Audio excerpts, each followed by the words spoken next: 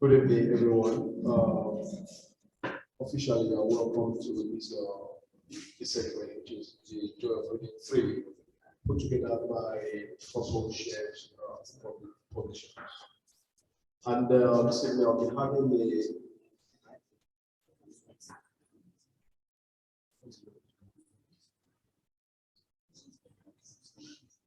having a chat with Eric Ngalle Charles, whose book I have gone through, and I think it's quite interesting and captivating and also relatable, going by what has been happening in the country, especially in some part of the country, like where I am from. I mean, basically, the entire Africa, or global south, developing countries where there is a serious problem of migration, people moving from one place to the other in search of what they call greener pasture.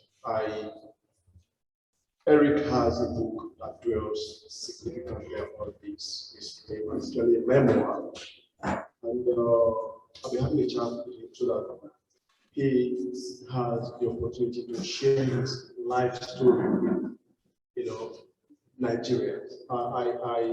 I mean, over the years, I have read some books by Cameroonians. I've read books, by Mokopeti, Bishop Bukala, but that's an old book. I've only read Ferdinand Oyono's The Houseboy, which I reviewed some time ago, and I know that book is actually a treasure, giving the serious infusion. I mean, actually, master, because I think I was in his very element, which is such beauty. So I'll be having a conversation with Eric recently, and I don't know if he's off. Is Eric ready? I can hear you loud and clear, Samuel. Fantastic, Eric. Good to have you. Lovely to meet you. Yeah.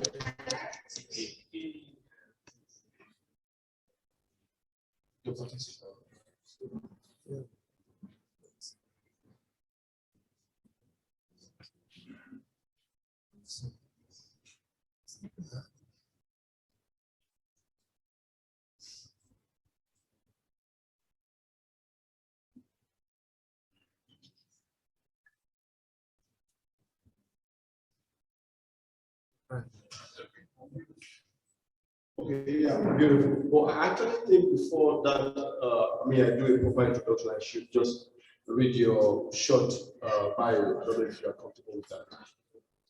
So the audience really knows who Eric is, his journey so far, how he started and where he currently is.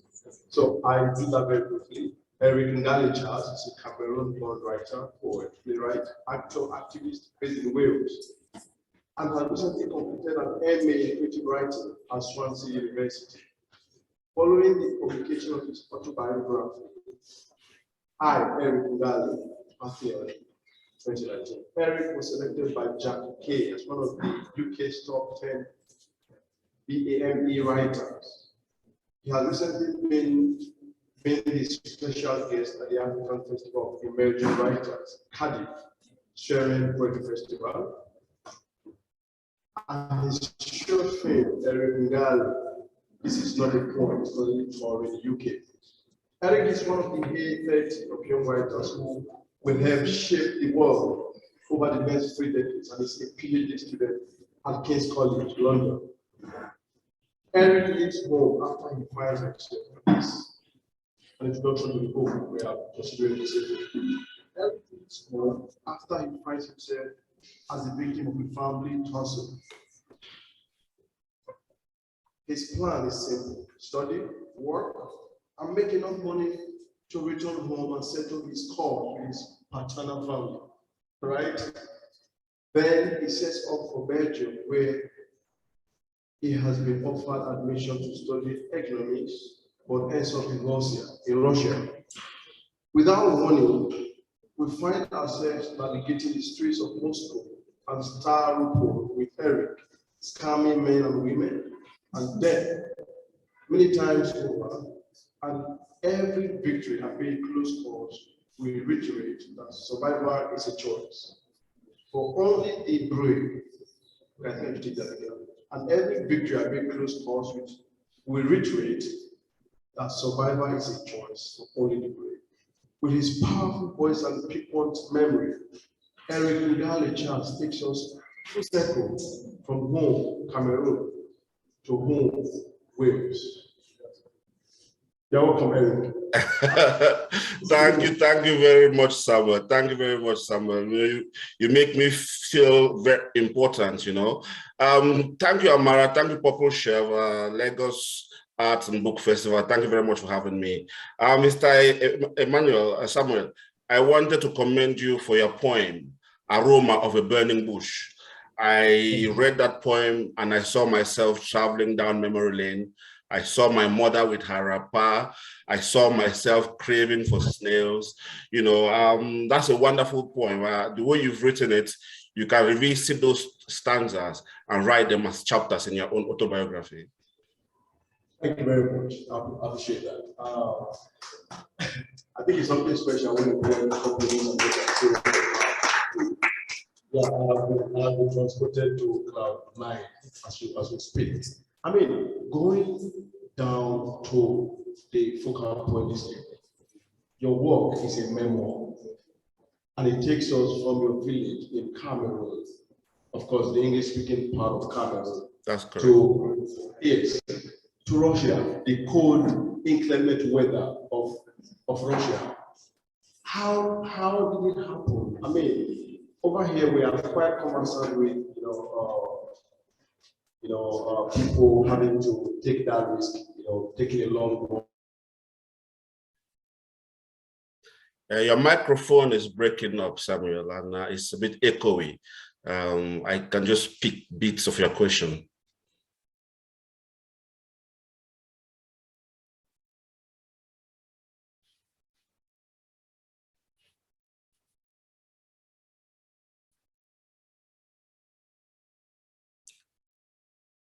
And it seems as if it's frozen, so I don't know, am I coming in?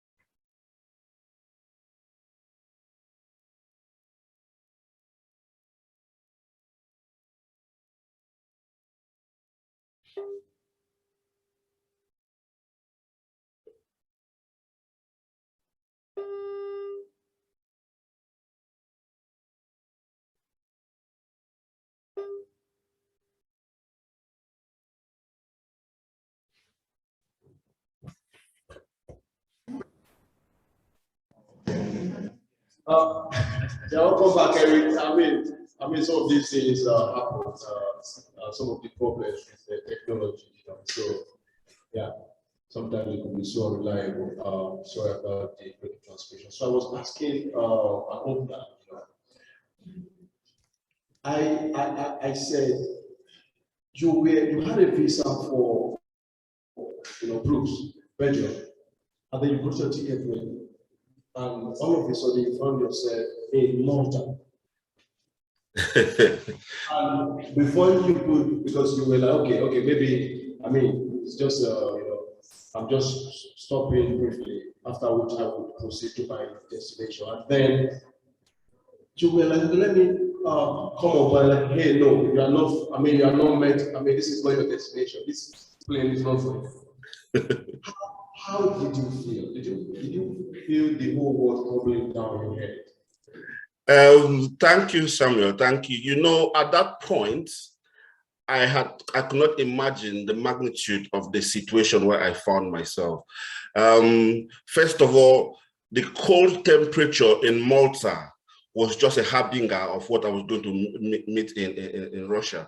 It was freezing. And when they told me that, sorry, Mr. Charles, you have a one-way student visa to Russia, I was like, seriously? The gods of my ancestors are actually, this is what is going on. This is my first school of thought. However, I just assumed upon arriving in Russia, because the Malta government could not repatriate me back to Cameroon. So I thought it's going to be a simple thing, arrive in Russia, and then seek my return journey back to Cameroon. But as you know, this is not what actually happened.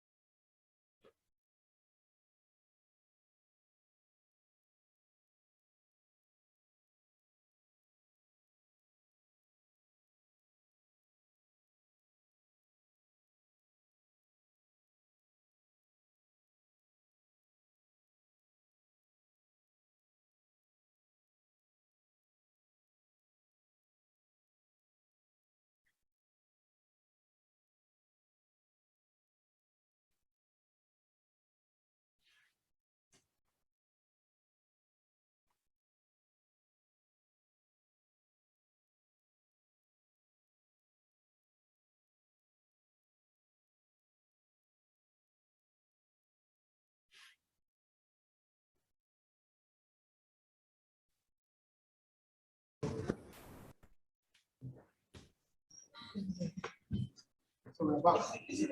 We're back, please. We're back. Yes, we're back again. But this time around, the difference this time around is that I have fasted and prayed about this. I'm sure it will never happen again.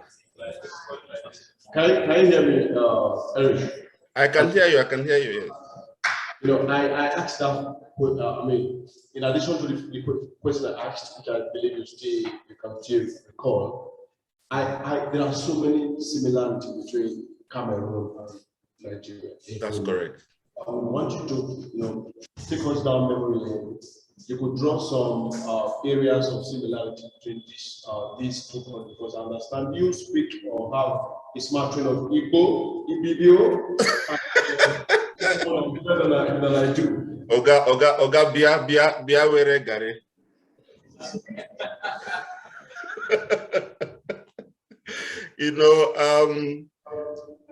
I have been called, I've been told many times that I'm from Cameroon, Nigeria, which I gladly accept. My mom was born in Calabar, and my earliest childhood memories were spent in Dian Division in Mondimba.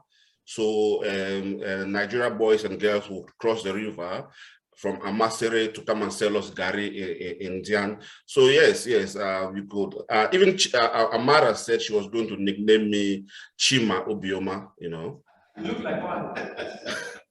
So I don't mind at all. I have Africa in me, So if I find myself, I think that is one of the reasons why I survived in Russia, because I was that flexible. I became an Igbo Nigerian, I pretended to be a Yoruba, but the only word I could say was Kilode and Baoni, so that didn't work. Beautiful. So back to your moment of stupefaction while in Malta. How did you receive this seismic shock? I can't imagine the situation. I was still carrying this venom underneath my tongue. I was worse than a black mamba. I hated my father's family, and the situation that I found myself in Malta only worsened this hatred. And many times I've created these two characters who one actually goes back home and finishes what I had planned in my mind, and my character who is so in my dreams I've created two characters, one who has gone back home and carried out the pogrom that I had against my family and myself. So I am in Malta. And this is not the times where you have mobile phones that you could call your parents or your mother and tell them. So yes, I moved from a frying pan in Cameroon literally into the fire in Russia. But there's one thing that gave me hope. One thing, at the airport in Douala on that day, my mother took my hands into her hands. And one by one, she gave each of my fingers a gentle bite.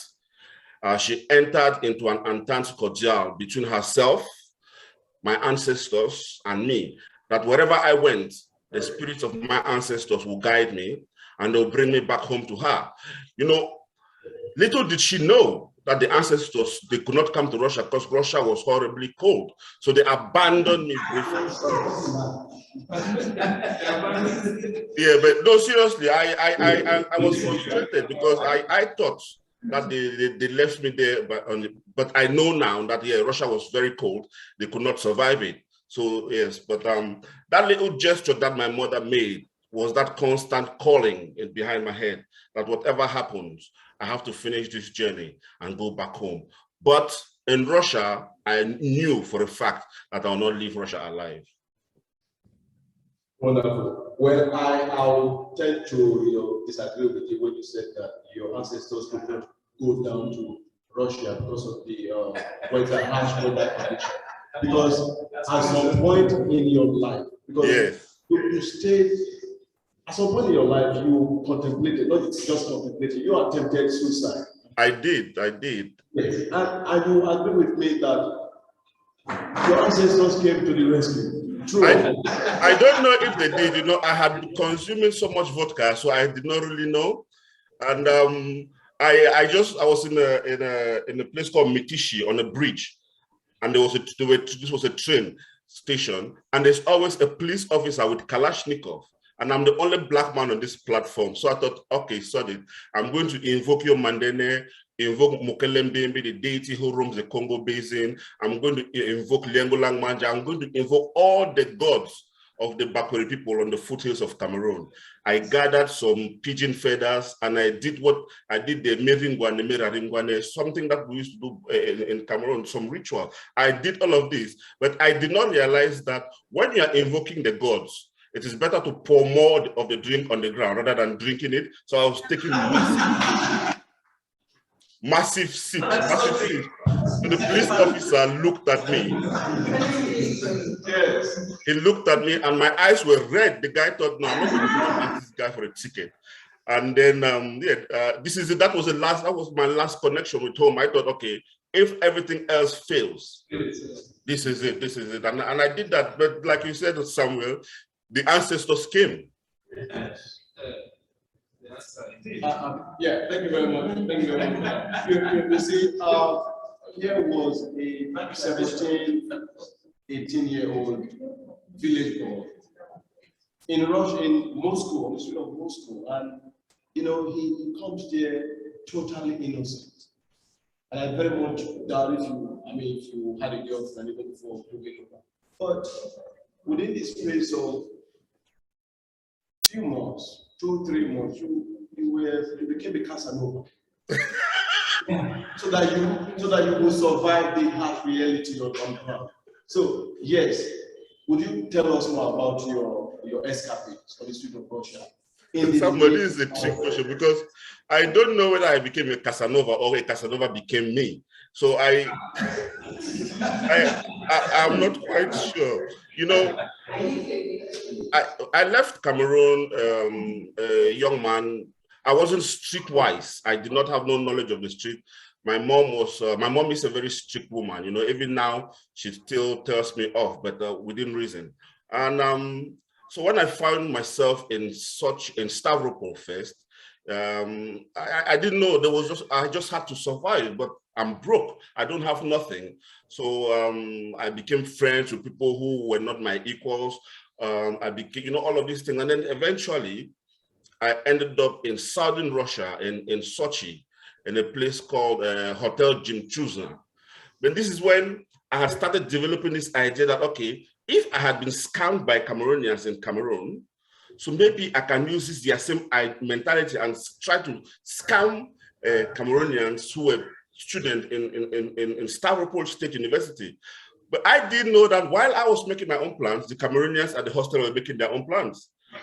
So while I had everything figured out and I'm waiting for them so that when they come, I'll be charging them $200, nobody turned up.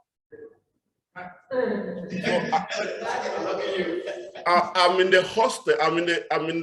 I'm stressed. I've not had food, and then I came and sat outside the bench, and I'm listening to you can see the Black Sea, Armenian, Georgians playing loud music and everything.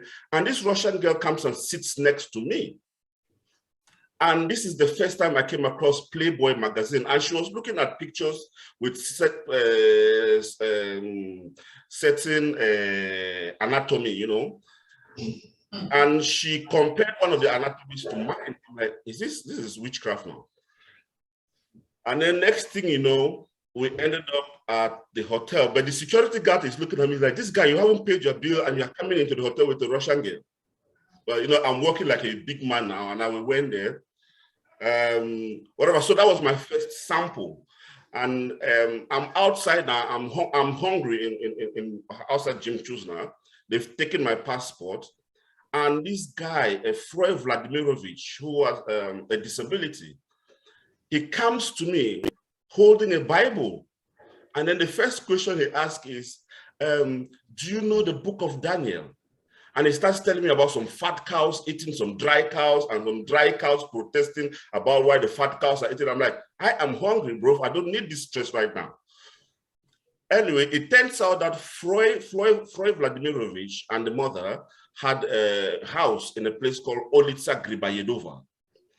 And then he's selling this idea to me, you know, tourists come down from St. Petersburg and they stay in hotels, but hotels are expensive. So if you come and stay with us for $100 per month, I will teach you the Russian language, I will feed you. And this was the agreement. So I gave him a promissory note.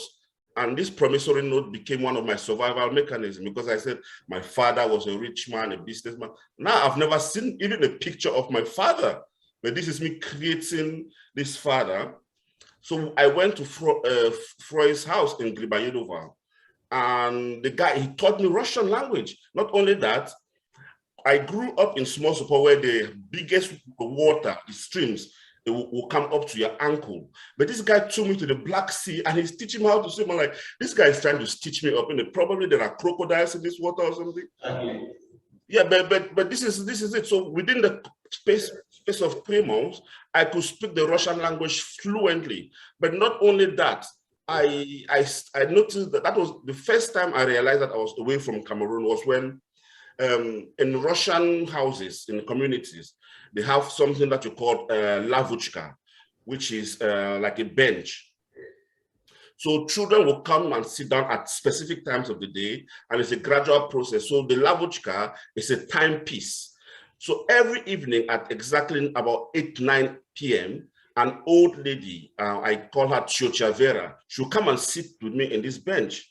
And then she would tell me about her many husbands. Some of them were in the Red Army, some of them were in the KGB. But the most important thing was she taught me the conjugations in the Russian language. So not kak tibia de la, you say kak vam de la. You understand? So she taught me the thematics. And then suddenly she disappeared. And I'm thinking, where is she? About 2 weeks later, I saw her, the daughter. And I'm like, Igdzie Chochavera. And she said, she died. In Cameroon or in the village where I'm from, if someone dies, regardless of whether you know them, if one person cries, it's just everyone starts crying. But Chochavera just disappeared. And that was the first time I realized, Mommy, I'm not at home. And then I had to be smuggled out of Gribayedova then to go and live in an Armenian village because Freud realized that after 3 months, there was no money. And then I phoned my father's sister, my father's brother, who's actually the chief of our village. Now I phoned him, he was in America, so I'm just showing off. So I phoned this guy and I said to him, please, please, please, I'm your sister's son. I'm dying in Sochi, send me some money. This guy phones my mother up and tells my mother that, oh, your son is dying in Sochi. I've sent him $1,000. He never did. He never did. He never did. But now it's gone a full circle. It was that kind of a good lie because it appeased my mom, thinking that, okay, I was safe. But the money never came through. He never sent it to me. Even now when we speak together, I say, Uncle, you never sent me that money. He says, you know, my white wife in America was putting me under duress. Say, si, c'est là. It's neither here nor there, but you promised me, you never did. So I left Gribayedova and I went and lived in not very far in a small village, in an Armenian village. I was the only black guy there. So I became like an exotic character. And what had happened was in Stavro, I had the opportunity to meet with this musical group called Bonnie M. And they were different kind of blacks. Their blacks were so nice. It was like they had been polished. The light glittered on their skin, but I looked like someone who had been sitting by the fire throughout the month of August. You know, I had scratchy skin, I had not showered. So Bonnie M and Liz Mitchell now became my mother. This passport, and this is how I met Natalia, my first wife, you know. And anyway, this I don't know whether I became Casanova or Casanova became me. It's debatable. Yeah, you know, you kept making references to your mother. You know, I mean, you know, every now and then you went into some nostalgic feelings, reminiscing, you know, about or on your village lifestyle and everything changing within a short space.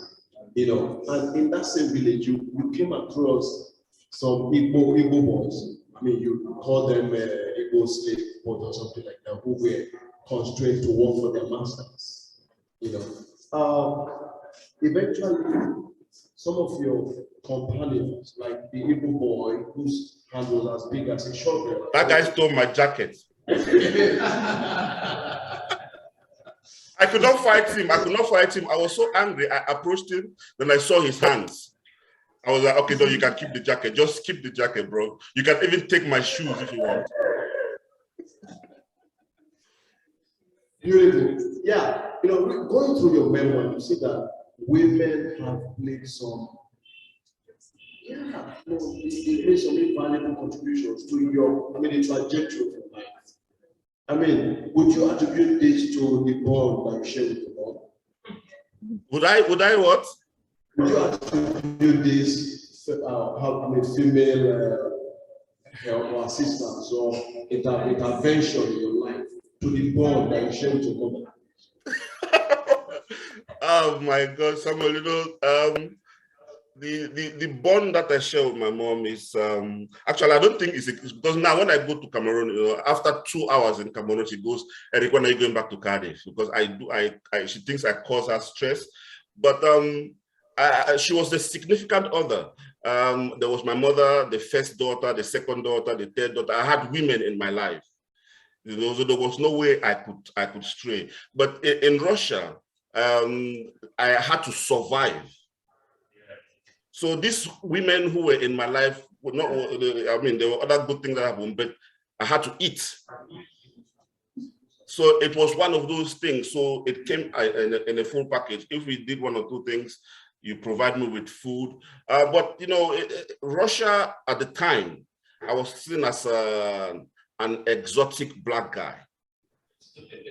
More importantly, I spoke their language. So we would debate about all kinds of things. And I made it my business to understand the poetry of the great Alexandra Pushkin. So, and this is what saved me. So although all of this kind of stuff, these things were happening, I invested my time in this. So when I meet a Russian girl, for example, I'll be like, "Ya vas lubil, lubov еще быть может, в душе моя угасла совсем." I was quoting Pushkin. And they'll be like, "How long have you been living in this country?" I'm like, 2 months, 3 months, 4 months. And those are, but I wanted food. You know, so Lena will take me to their house where frogs will be croaking, and then I ate. Natalia, I ate. You know, this was it. But I was very conscious of the fact that no matter how far I looked, the horizons of Russia were not familiar to me. I was completely lost. Yeah. Thank you once again. You know, the acquisition of that language became so useful to you. You know, and that was also vital to you being a professional scammer. How would you want to talk about that? No, seriously, Samuel, I think this is the wonderful advantage that we have, Cameroonians, Nigerians. We have I mean, you can debate this all you want in academia. We were sitting by the fire quietly. The Portuguese came, they stole what they had to steal. The Germans came, they stole what they had to steal. The Germans and the French came and they are stealing but we became fragments of these many languages. So transport me then from this kind of environment to Russia. It was easy for me to pick up the Russian language. So this was it. And I think this is one of the things that I bring in this global stage when it comes to us. I can speak the language of those who came to my shores, yet the source of my inspiration is Bakweri language, the language that my mother spoke, the language that my grandmother. So I can speak all of these your languages, but this is what I bring into this table. And so in Russia, then, you know, a series of things happened. But when I realized the importance of language was when I came back to Stavropol, where all the students lived. And then one of the students had spoken rudely to a guard downstairs, not knowing that in Russia, all of these guys are either ex-soldiers or still in the army. So about 40 to 50 soldiers attacked the hostel in Stavropol. People were battered, people were beaten. They almost killed my friend David and my friend Christopher Ndifo. Christopher Ndifo is an alcoholic now. So this terrible thing happened. But I intervened because at some point, these guys came to the hostel with this shotgun, and they were going to kill David. But when I heard this noise downstairs, I came down and I said to them so Davai Ribiata, Bazaram ni Budin. And this guy turned around and looked at me like, because Davai Ribiata, Bazaram ni Budin, like, don't argue like we're in the market. And this is not something that is taught. You have to be part of the system. You have to be that streetwise to understand this kind of language. And he looked at me and he said, so Kakdo Gati Vrasia Jiviot. I said, Pachiti Shesmise. So how long have you been living in Russia? I said, maybe 5 to 6 months. He said, Dava, it's in Nasha Ribiata, you are one of us. And I solved that crisis like that because of how I use your language. And then David, they compensated David about $900, but none of us saw a penny. So yeah, this is where I am. It was a dog-eat-dog world, yeah. No, regardless of the fact that the situation you portray in your book is quite grave and serious, there is a high sense of humor, and that actually, it actually reminded me, or it reminds me of my first time of reading Ferdinando. You know how I laughed, but I did everything uncontrollably. I don't know. Does this really? I mean, is this something that is? So the Cameroonian humor is somehow a bit different. I don't know. I mean, Cameroon is a different country. But does this come to you naturally? You know, so I knew how I wanted to write this book. So the first time I made a conscious decision about leaving this memory was in late 1998, in the summer of 1998, after I had been to Sheremetyevo, the airport, and they told me that I could not travel because wherever I went, that aeroplane would be grounded. So I'm telling this lady that, you know, I've got men who are about to kill me. I cannot go back to Russia, back to Moscow. She said, unfortunately, this was the situation. So I left Sheremetyevo. I caught the train to Belaruskaya. And then from Belaruskaya, then I caught a train about 3 stops. And I went to a place called Kievskaya, where the residence of the various ambassadors, but most importantly, the British Chamber of Commerce is in Kievskaya. So I entered this office and I met this girl and I told her everything that had happened until that particular day. She wrote it down and she said to me, but there's nothing that they can do because I was actually traveling now as a 62-year-old Zimbabwean called Mr. Osmili Tambani Majola. So she took note of all of these things and then she fed me, these British people, she fed me a tin of beans that has little carrots in it. And she thought that was food. But so this was the first time I made this conscious decision because I knew that somebody had to share this story because I knew I will not come out of Russia alive. And then fast forwarded then to 2016 when I decided to write this book. I read a lot. I read Ngugi wa Thiong'o's Dreams in Times of War in the Land of My Father. And then what Ngugi does is, Ngugi navigates Kenyan colonial history in a perfect way. And he does this by merging these dark elements with a wonderful sense of humor. And that was it. That was how I decided to approach this book. Because I cannot bring myself physically to read this book. I can't. When I read it, I go back into those streets, into those moments. But I can talk to you about it because I distance myself away from the memory. Yeah, so reading Ngugi wa Thiong'o's work, I just knew that I had to balance these things with humor. Thank you. Yeah, just before of course, I know that the audience here would, like that you read maybe your favorite portion of it. I just told Samuel that I cannot read it. Someone is telling me that. I'll start before you, right? taking a look at chapter 9, there's this particular portion that really fascinated me, and I'm going to read it here. We sat next to a Russian family, but their little boy started crying. Yes. Was pointing at, is that Alfonso or Alfonso? How do you pronounce that name? Abizana. Oh, okay. The little child was pointing at your friend. Yes, saying it's a monkey. Monkey.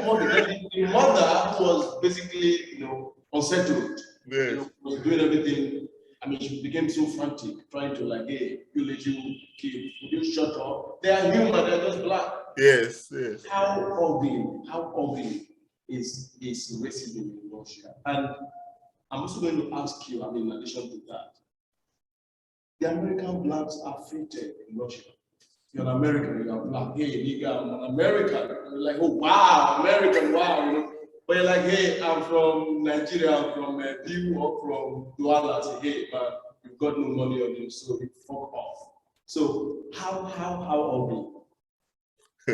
Oh boy, if you let's hope you don't go to Russia. If you want to go to Russia, let it be by some sort of mistake. Let it not be that you took your own legs and jumped on Aeroflot. But this is the thing, between in the early 90s, when the Berlin Wall collapsed, there was an American propaganda, and it presented blacks as being exotic. We are from Manhattan, all that kind of lies. So initially, for example, in Stavropol, we were welcomed.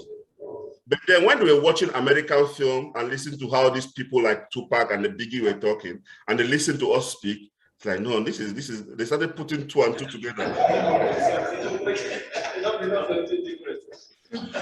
I used to go to schools and I would tell them that, oh, I am from Chicago. But then the following day, the children will come and they listen to I used to speak as if I just came from the market in small support. So with that kind of thick accent, like, this doesn't sound at all like American. So in that situation, for example, in Kievskaya, I saw how uncomfortable the mothers were to this young child. So I didn't want to add to their problems by speaking to them back in their language, making them feel that we understood their language. So I just pretended. So this is how you handle it. But let me tell you something. There are places in Moscow that a black person will not dare go. So in southern Moscow, Sevastopol, all of those places, if you are going there, you might as well just take out a life insurance, because the chances are you will not come back. However, if you speak the language, you can navigate your way, because it's like, if you meet a Russian person and then they said to you, Kak dela, you said harasho, and then you ask them Kak dela, they say ploha. There's an expectation for you to continue this conversation. So if they say ploha, you have to ask them pachimo. They want to tell you about their problems.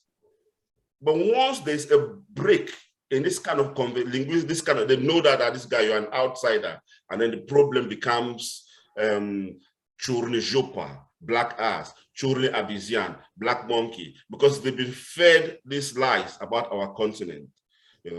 Yeah, so this is it. No, racism is horrible, it's horrible. But as soon as they know that you speak their language, that kind of barriers start melting away. Now, let me tell you, this is the irony, Amara and my publishers here, they said this book is about one man's quest crossing continents from Africa to Europe, Cameroon to Wales, Wales to Cameroon. The worst form of racism I experienced in my life was in November 1999, 2 weeks after I arrived in the UK. I'm coming back to my house. I'm walking down the road. 6 guys, 2 whites, 2 blacks, and 2 mixed race. They started shouting to me, "Foreigner, go home, foreigner, go home." I'm looking at these black guys, I'm thinking, you are talking to me, you're saying foreigner, go home. Like, where is home to you? Before I knew it, this white guy had, they call them here, knuckle dusters. He tapped me on my shoulder and I turned around and that guy knocked me clean out. I bled. The next thing I knew, I woke up in the hospital and I've been under anesthetics. But this is what where the power of poetry comes in. When I was coming back out of my anesthetics, whatever they call these things, I asked the nurse to give me a pen and a paper, and she's shocked. She's like, "You're just coming out of a coma. Why are you asking for a pen and a paper?" But I wrote down the whole of Desiderata.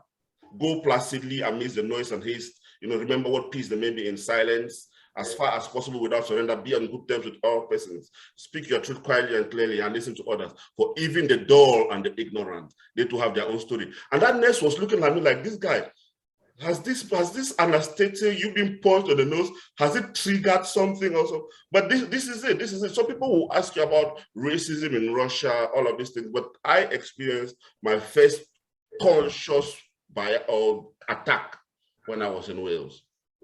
Wow. I was actually going to get to that point where I would, ask you to like draw a sort of comparison between racism in Wales and the one you saw, with your two naked eyes in Russia, But metaphorically speaking, in Russia, Ngalle Charles was dead. Yes, you died and took up the form of Zimbabwe. In a way that is really said of a book that the author goes, since the past is dead. I mean, how did you come about such ingenuity? Because ordinarily I would say, currently people just attribute this sort of, crafty ways of, this kind of, crafty ways of meandering through difficulties to Nigerians. They say Nigerians are, this and that.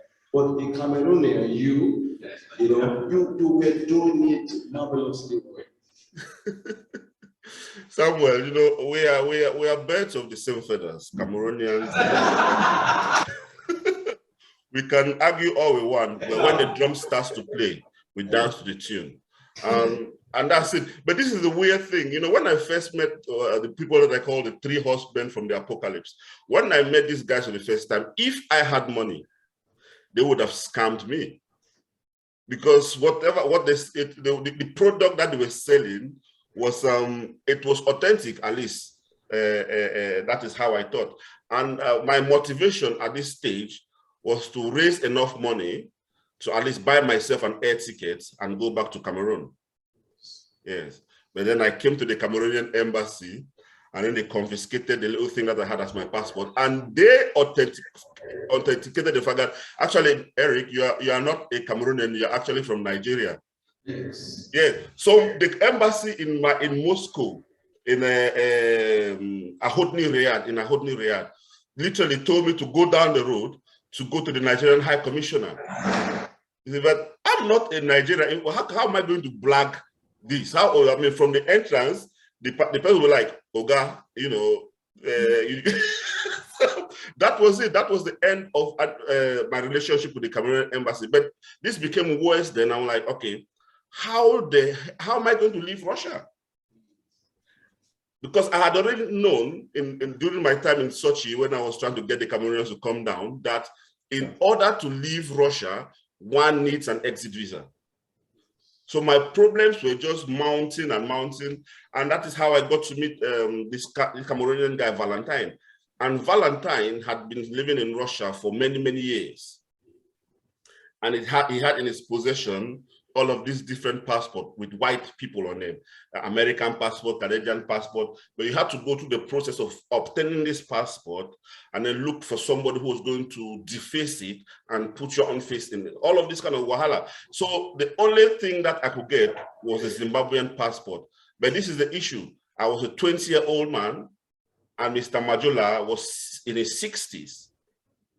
Not only that, once I had obtained the passport for, I think, $400, I need to get myself an exit visa. However, the United Nations had a free repatriation for us, Cameroonians, Nigerians, Kenyans, who had overstayed in Russia. The problem is, I had not overstayed. I was just a newcomer. But I managed to convince the United Nations, because at the time, my Russian was so good, it felt as if I was a Russian. So they accepted to repatriate me back to Cameroon. But about a week to the repatriation, they stopped the program because of all the Cameroonians, Nigerians, Kenyans who had been drafted into this program. The United Nations had given each of them $3,000 as pocket allowance. But on the day of their flight, no one turned up at the airport.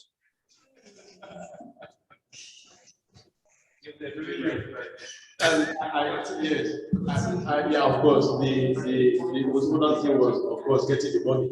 That's correct. Going back to Cameroon, going back to her. But, you know, looking at your depiction of Russia is, you know, it makes it look as if it's the worst place to live in on earth. A dog eat dog society. Would you say that Russia, considering, I mean, where you are right now, your new experience, Yeah. you are in Wales, you are able to raise, or you are raising a family and all that. Would you say Russia, going by your experience, is the worst place, even worse? I would not lie to you. I would not lie to you. In 2018, I was invited to take part in the Mediterranean Literature Festival in Malta. And the organizers had this funny idea because they read the book. So they had this funny idea that once I arrived at the airport, they should take me to the zone for people who catch flights to who catch Aeroflot to Russia. I didn't find that joke funny. So we are in Malta, and they wanted to do a double take of my journey, 2018. I'm like, this is serious, man. So even if I'm retracing my footstep, I will skip Russia and go back. I'll go to Cameroon. But the thing that Russia taught me is about the truth of who I am today. You see, so everything about me is fragmented. I speak fragmented English, I speak fragmented French, I speak fragmented Welsh, I speak good Russian because I had to survive in that place. But the only language that is important to me, if you read it, whether it's my poetry, it's the Bakuri language. So yes, Russia was hostile. And I'm sitting with you now, we're having this conversation. A lot of Cameroonians died in Russia. A lot of Nigerians died in Russia. And so when I wrote this book, it was about 120,000 words. But when I gave it to my publisher, Parthian, we started cutting because Parthian had been sued by someone who wrote a memoir and this kind of thing. So we had to just keep the story as it was rather than digressing. A lot of terrible things happened. A lot of terrible things. And I'm telling you now for a fact that there are other writers who write this story that I'm sharing with you as a memoir. They'll write it as a fiction. You know, when my daughter read the book, she called me in the parlor and said, "Dad, if this were fiction, your character would have been killed." That is how hostile Russia was. Wow. Thank you so much. Thank you so much. You know, now talking about the characters in your book, did you? I mean, at some point, did you have to think out with the names of people? I mean, in order to avoid some forms of instigation. The only names that are there, my mother's name, everyone in my mother's family, their names are there. But in 2018, again, I was in Cameroon to do the launch of this book. And the Cameroonian government advised me to go and do it in Yaoundé. I said, no, je suis pas français, I cannot go to Yaoundé. I have to go back to Boya, where all these things started. So my sister, those who rejected me, they came to the book launch, and there were people who were crying, they were making a confession, they were like, so I had to tell this story. I had to tell this story. And it worked. It worked. So it has gone a full circle. You see, so I look at it now, and I'm reflecting. You know, I'm like the chief. Chief, by the way, I enjoyed your reading. I've even asked Amara if you can send me a signed copy because I can get an author's discount.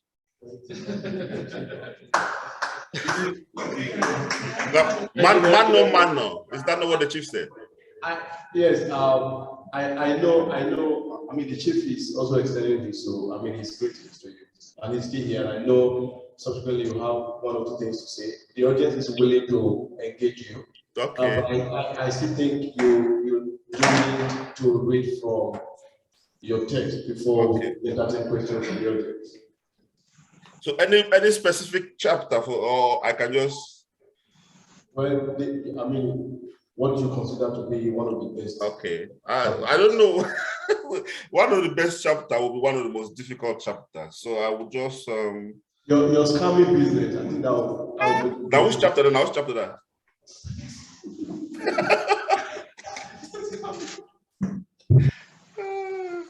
Samuel, don't worry. One the meeting I will interview you now. Yeah, that's what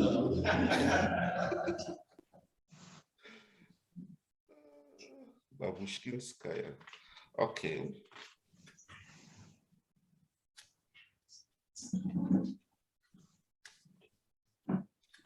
Actually, I mean, I'll just read the beginning. I grew up in the village of Wovila, near Small Sopor, in the shadow of Mount Cameroon. I had Africa in my blood, but on passing my A levels, all I wanted to do was get the hell out of Cameroon. It was the only avenue open to me if I wanted to build myself a better life. With my father gone, along with my inheritance, and my mother being poor, the only way I could make this happen was through state sponsorship or scholarship to a foreign university. I had turned to the internet and contacted a Canadian immigration lawyer who said he had links to several universities and could advise on sponsorship and how I could study abroad. I eventually applied to 2 universities, one in Ontario, Canada, and the other in Bruges, Belgium. The first to offer me a place was the University of Belgium. I was very excited as it offered a way forward following the horror of being robbed of my inheritance and being on the point of committing murder. Now, let me just put this into perspective. Being in the point of committing murder.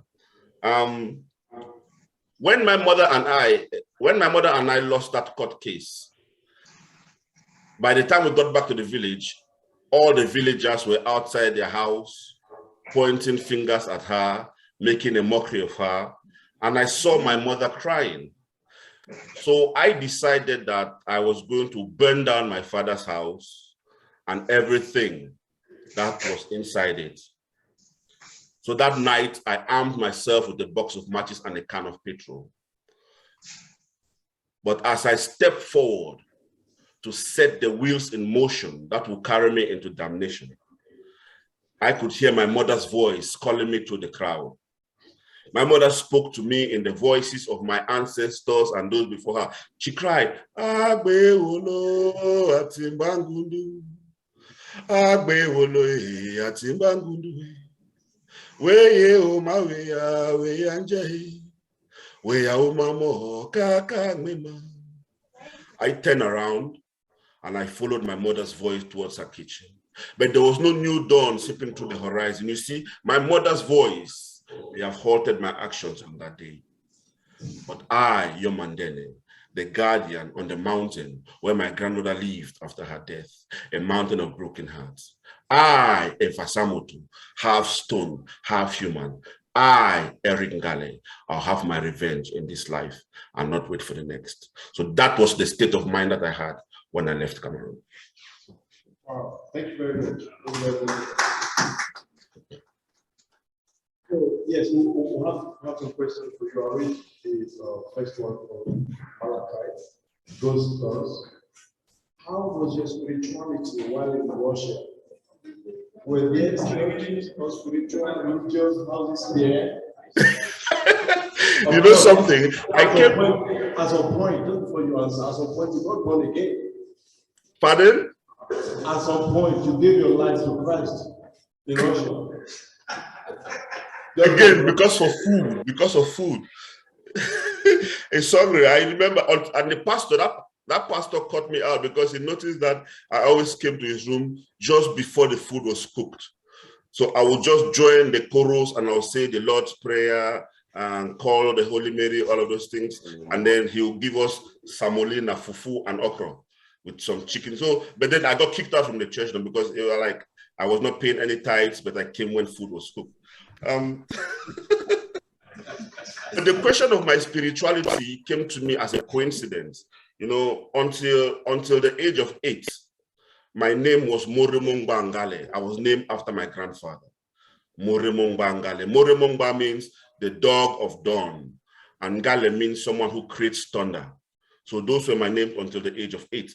But Father Francis, a Catholic priest from Bangor, when he came to the village, he said we should come and be baptized. It didn't bother me. I learned the 10 Commandments, all of these things. But on the eve of my baptism, my mom had gone to the local market and she bought me a very big, cheerful looking chicken that she was going to cook rice and stew for me when I was baptized. So before I went to sleep that night, I fed this chicken as it was a polite thing to do. So I went to the church. I was baptized. My names were changed from Moremongba into Ngalle Charles. This did not bother me because all I kept seeing in my head was this chicken that my mother has cooked. Now, there is a song that my mother always sings. And when she sings this song, it means she has not cooked. And the song goes like this. Ongo mokala mongo mobagbeya akere moto raindenekpeli. Ongo mokala mongo. Now I've finished my baptism and I'm coming home. I'm counting all the different chicken pieces in my head. When I reached the hibiscus fence, I saw there was no smoke coming out from the kitchen. My mom was outside the kitchen and she was sweeping the dust. And it was the winds were kind of playing a game with her. Every time she sweeps in one direction, the winds will bring it and she will turn again. It was like a mystery. But the worst thing was she was singing that song. I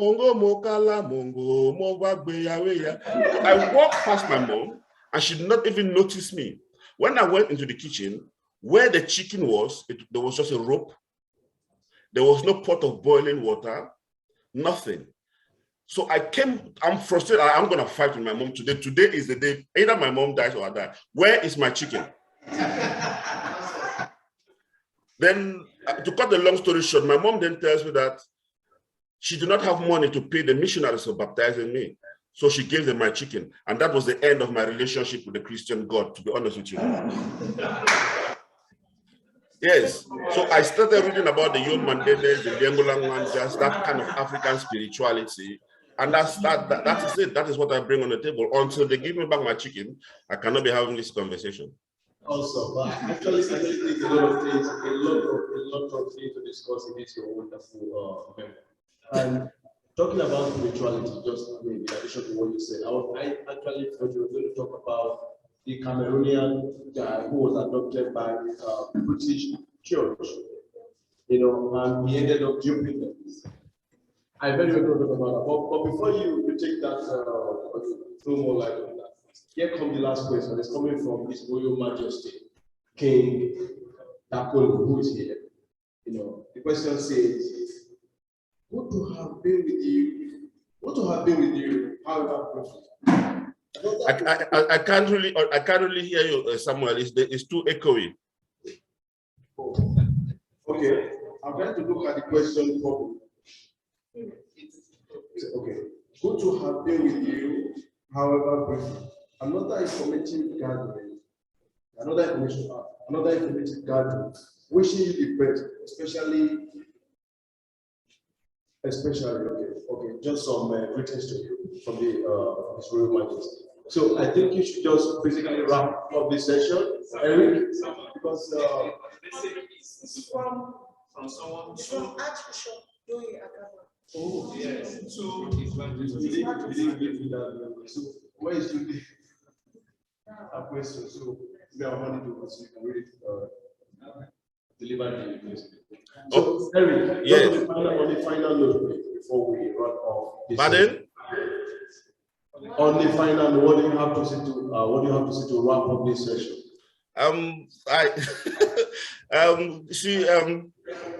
I deliberately wrote this book because I knew it was going to be a 2-part autobiography. So the first part, which you have, I, Ngalle, deliberately ends 20 years ago when I came to Wales. And I went back to Cameroon for the first time in 2017, after all those years. And there was a terrible incident that happened in Pechadnik in Moscow amongst Cameroonians. I was taken hostage. I was beaten to the point of death. But this news was taken to my mother. They told her that her son had died. So even though I'd lived in the UK and I've been communicating with my mother, that very first day that I saw her at the airport in Douala in 2017, she called me Oscar, my father's name, because she had been crying. They would call this a rolly. She has been crying for a son whom she knew had died and will never return. So all of these years that I've been living in Wales and I'm communicating with her, she had already been dealing with the fact that I had gone and I'll never come back. And the irony is, she sees me after this many years and she called me my father's name, Oscar. But as soon as I arrived Douala, my memory went back into 1997. I could not even bring myself to go to the village. I begged my mom to take me to a place in Southwest called Tico. Now, Tico is one of the is where I had these scars in the children's graveyard. So I'm dealing with this trauma, dealing with the fact that I cannot go and see my father's family. Within 1 month, I had to come back to Wales. When I came to Wales, my mother phones me a week later and tells me that, Eric, your auntie has died, the woman who, my father's sister. But on her dying bed, something happened. She started calling my Elikie, Elikie, Elikie. Now, Samuel, you and I know that we grew up in a kind of society where we don't tell people that I love you. We tell them I love you by the way they call your name. So when my auntie calls me Elikie, Elikie on her dying bed, she was telling me that she loved me. And this is the starting point of the second part of this book. And it's a successful story. It's a successful story. Look at the transition now. In 2024, I'll become a doctor. So and then I'm running lectures and workshops on literature and trauma, because for me, my house, the physical house in Cameroon, had already been burnt. But these are the lessons that I've learned from it, and this is what I'm passing on. But the most important thing is the language that our ancestors spoke is what you and I have as an advantage. I cannot stand in front of a British audience and start telling them about King Richard II, Act 1, Scene 2, alas, the part I had in Woodstock's blood, doth more solicits me than your exclaims to stay against the butchers of his life. You know, this is crap. They taught us these things when we're in class 2, class 3, class 4, but do they know about the great Mbelasone Tepoku? Do they know about Ola Rotimi and the gods must be crazy? Do they know Swole Sonyinka? Do they know Ben Okri? Do they know about Chigozie Obioma? You understand? This is what we bring onto this table. Thank you so much. I actually would have, thought that this conversation continued, but I know that I'm quite sure that we have other chances of taking this further on social media and other platforms. We are together, Samuel. Definitely we are. So it's been a wonderful time with you. Thank you very much. Looking forward to reading some of We're together, brother. We're together. Yes. Like I said, I'm looking forward to reading your work, because Aroma of a Burning Bush is a wonderful piece of writing, and the way you've written it, you've written those stanzas deliberately.